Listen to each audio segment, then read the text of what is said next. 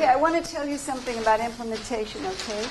The first thing we're going to do is do a very brief overview. You already know this. We do not ask ourselves to leap from this paradigm to that one. We ask ourselves to try it for a period of time. You know that.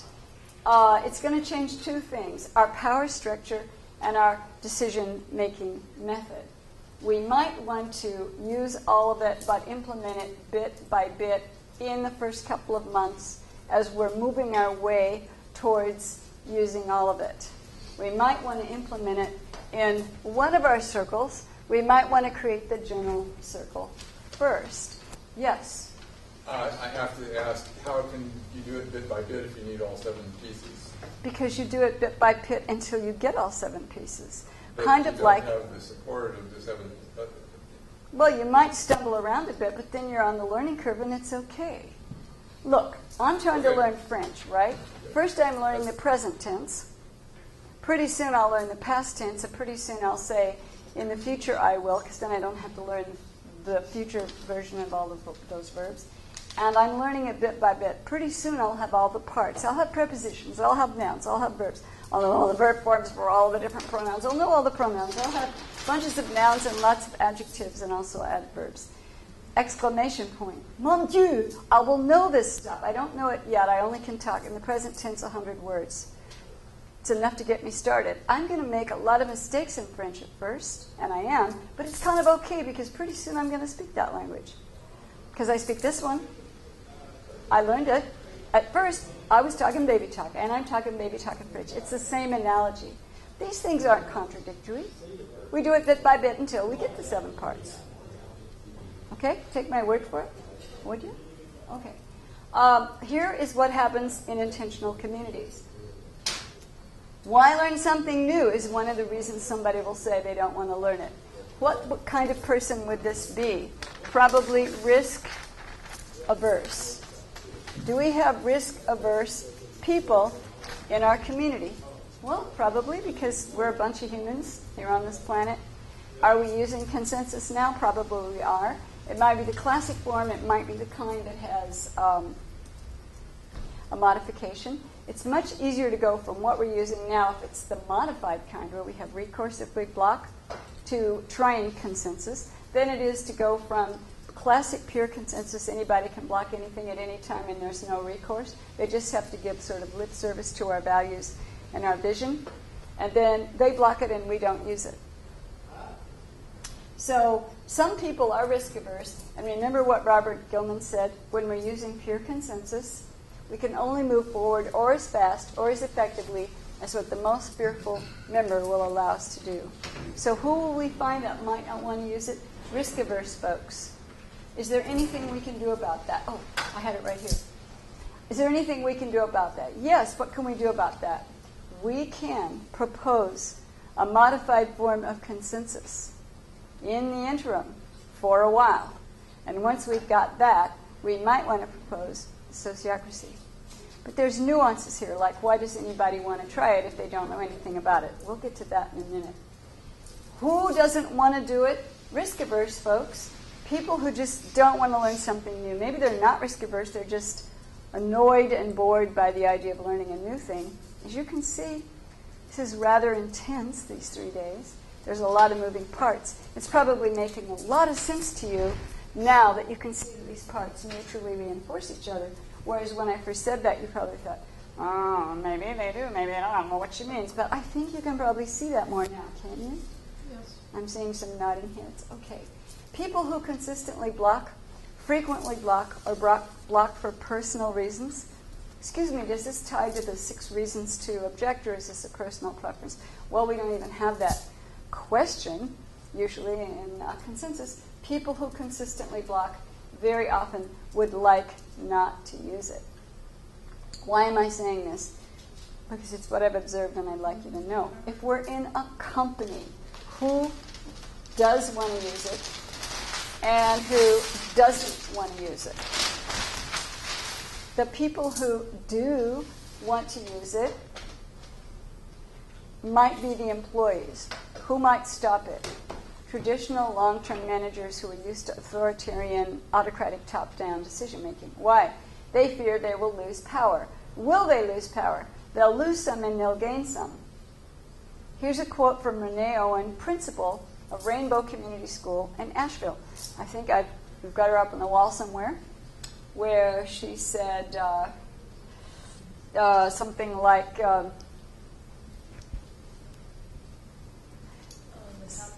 yeah, everything happens so much more quickly and runs more smoothly now. It's made my job a whole lot more pleasant and I get a lot more done. Principal Owen says, I used to work a lot harder and we all had more stress and we all worked harder and we all were in meetings, long meetings, and we didn't get anywhere. Now we have fewer meetings, we get more done, and the things that I used to do, I still do some things, but they're distributed throughout the school in terms of teachers and staff. Yeah, it takes a while where you're working harder because you're getting used to it, and then it takes less time. So who might have some resistance? Oh, the boss. What really works best? The top circle or board says, we say to you, company, we are deciding and we representatives agree, and we operations leader agree, that we are going to use general circle, that we're going to use sociocracy. It helps if the general circle does it, but if our operations leader leaves and our board is not on board with this, it can all change. That has happened in several locations. One of the things you're going to get is clickable links on a pasted email along with the actual docx form of that file, where you can click on short videos that different people are telling you why they like using it in their nonprofit, in their business, in their school, in their community, and online short articles about the same. But some of those don't use it anymore. Why? Change it here or a change in their operations leader or their manager. Manager had to go to Poughkeepsie, New York, or somewhere to take care of their elderly parents, and they got a new manager because why? The board hired a new manager. They don't care about socio. What is that thing y'all are doing? I don't care. And in comes a new manager who institutes top-down autocratic leadership because that's what he or she is familiar with. Okay, so that's a little bit about what can happen. So why would anybody want to create a proposal to try sociocracy for a while? Just a quick question. Are there studies? I know from We the People, Fredenberg has some analysis of the profitability of the company going up under sociocracy. Has there been any general studies of the profitability metrics for businesses that use sociocracy versus when they were run without using sociocracy? I don't know. I imagine there may be one or more graduate students looking into that right now. And they might even publish their dissertation or just have their dissertation and not publish it, and we wouldn't even know. Mm-hmm. But as far as I know, there aren't. Okay. Thank you for asking. Mm-hmm. Okay, there's a bit of little catch-22 circles in here. We are going to take a workshop on sociocracy. Well, why would we want to? Let's say we're a member-led group or community. Why would we want to? Well, we had a proposal to try it, and we knew we had to have a workshop for everybody if we're going to try it. Well, why would we even want to try it? Well, because we had a study group, and the study group helped us understand what it was over a series of agenda items in our big community business meetings where we described little bits of it. We showed everybody the videos and the online clickable link websites and online articles, what people really like it. We meet for a year in our study group, and the meme goes out into the community through how we talk to people about how much we like it. How did we even know to create a study group? Well, some of us went to a workshop. How many of us went to a workshop? 1 or 2 or 3? We in the workshop go home, create a study group of interested other folks whom we interest in this. We, the study group, help the community get it. We teach little parts of it with permission on the agenda in our business meetings, little 20-minute sections to get people's interest up. We give a proposal to try it. To switch to it forever? No, 18 to 24 months. Then we all have an in-house workshop for our community, not the public, for us. Or we make a proposal that everybody in the community, at least the ones who want to go, take a workshop on sociocracy, and we agree to do it. Then we make a proposal to try it. See how it can work either way? So it kind of goes like this. We want to try sociocracy. Well, for that, we have to know what it is. We took a workshop on it. Well, for that, we have to want to take the workshop. To want to take the workshop, we have to know something. Well, for that, we had an introductory workshop, 2 hours, like we had in San Diego. Got you all the way to the Bay Area because it was intriguing to you. And maybe for that, we had a couple of our members go to a different other workshop. One way or the other, we got ourselves to where we have a study group or we have an in-community workshop. It takes following up. What do you mean following up? 50% of learning of it, in my opinion, is a workshop. And in the workshop, about 50% is presentation, and about 50% is discussion in small groups and exercises. The other 50% is using it in our group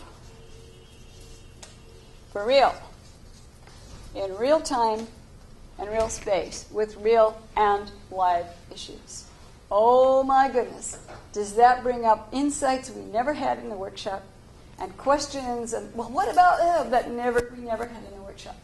This is why sociocracy trainers would like the folks in their workshop to hire them as a consultant to come into their group and help them implement it by being a facilitator of their business meetings several times and then sitting next to one of their facilitators and giving them some guidance. For this, they charge money. Businesses will pay money to those consultants. Nonprofits will pay money to those consultants. Waldorf schools, I can think of 3, will pay money to those consultants. I've never met an intentional community in my life that will pay money to those consultants. How do I do an end run around that and make it free? Why do I do that? I am not here to make a big buck, although I'm now highly rich in friends and happy experiences. I'm doing it because I want communities to succeed and thrive. I want them to succeed and thrive. Where is the place, I'm going to go over here, where is the place where I believe I and we can make the most difference with the least amount of effort? In the middle of the 3 aspects of healthy thriving, at governance. If we change governance, we can have the most beneficial effect, in my opinion, with the least amount of effort for everything else. Reduced conflict, increased good communication skills, increased community glue, and effective management that flows so easily. Okay, so that's my purpose. That's why I do an end round around communities. I know 2 communities that had me come and do a review workshop because one of their members paid for it, because they didn't know that they would benefit from it if they had some review of it and using it better. And once they experienced, they went, oh my God, we could do role improvement, baby.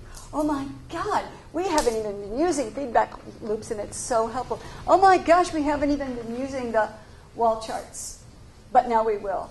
It really has made a difference. So my job is to help communities and member-led groups succeed and thrive. So please check this out. We can start with the workshop some of us take. We can create a study group. We can organize a workshop for everybody. But we have to get their interest. We can give little hints in our business meetings. We can invite people to come to our optional every Tuesday evening trainings. We can do all kinds of things to interest our group in being willing to just even take a workshop. Once we have a workshop or once we have a study group with some information, we can make a proposal to try it. It really helps to make the proposal to try it rather than to forever in concrete do it. That is the quick overview. We can do one of these things. We ask people in a meeting, have some agenda time in our business meeting, to write down what we really like about our meetings and our governance structure and what we find frustrating currently. And then we, the advocates for sociocracy in our community, point out how each of these things has a antidote, has a set of checks and balances that tends to reduce that or even prevent it. And we'd be happy to do a series of little evening meetings to help people get that, to understand it. Or we send them to these video links where our pal Diana is talking about it, which she did in this workshop. There's ways to help people learn it and understand it. Does the book We the People help? It really helps after you've learned it to learn way cool things about its history and background and philosophy. But I did not find myself understanding how to do it at all, and I read it 3 times and underlined the heck out of it. It is really not designed to help you learn how to use it. It's designed to help you get interested in it. Okay? I'm writing a book which is going to be step-by-step how to do it in your member-led group or community within all kinds of cautionary tales about communities, names changed, that it didn't work, and all kinds of way cool stories of communities, the real names, how it did work. There's something else you can do. You can have everybody be in the general circle, which meets on Tuesday night. And next Tuesday, everybody in the membership circle, all of us. And next Tuesday night, everybody in some other one that we need. Maybe one of us is the finance circle because one person's the bookkeeper. When you're new and you're starting out, it can be very reduced down to fit what you're actually doing.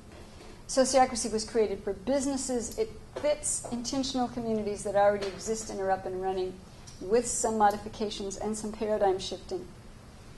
It was created for businesses that are already existing. It's quite unusual to carry all that to a forming community. So we have to make some modifications, and I can tell you some forming communities that are thriving. Rocky Hill Co-Housing in New Haven, Connecticut. Harts Mill Eco-Village in Chapel Hill, North Carolina, that are using it. Who is considering it? Tree Neighborhood at Eco-Village at Ithaca. Who is just now getting into it? Belfast Co-Housing in Eco-Village in Belfast, Maine. Who uses it big time, full time? Pioneer Valley Co-Housing. Who else uses it big time, full time? Columbia Eco-Village, which is also co-housing in Portland, Oregon.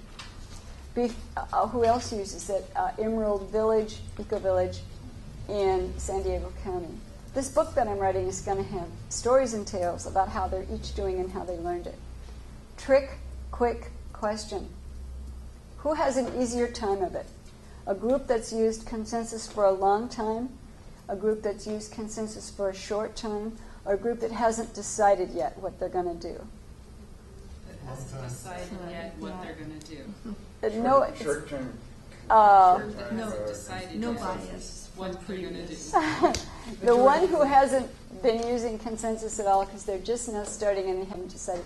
If they start off with sociocracy, they thrive. Why? Because they're in the paradigm to start with. Who has the hardest time?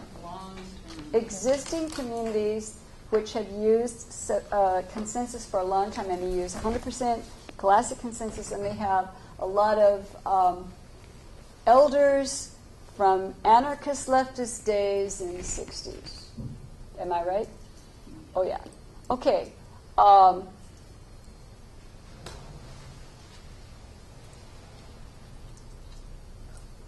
I think I just said who has an easier time. Starting communities or those that already exist. Starting communities have an easier time. Can we, the founders, just institute it, Molly and Lynette? Well, we can if we want to.